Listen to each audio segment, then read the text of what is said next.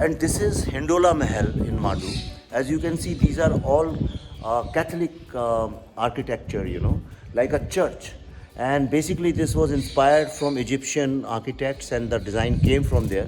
This was Diwane Khas, where the king would sit here on the top, as you can see. That's where the king would sit. And this is called Hindola Mahal. Hindola Mahal because it's like a jhula, and in Malvi language and Gujarati, Hindola simply means a jhula. And you can see that all the walls are slanting here.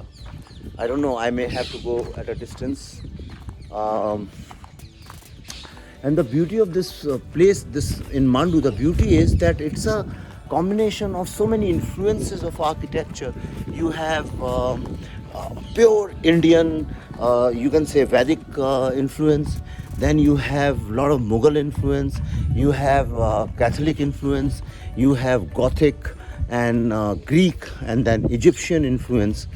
But at the heart of it, it's purely, again, I'm re-emphasizing, is science and technology, which is so Indian, like Bavadis and the water filtering systems and the reservoirs, rain reservoirs. Now look at this building.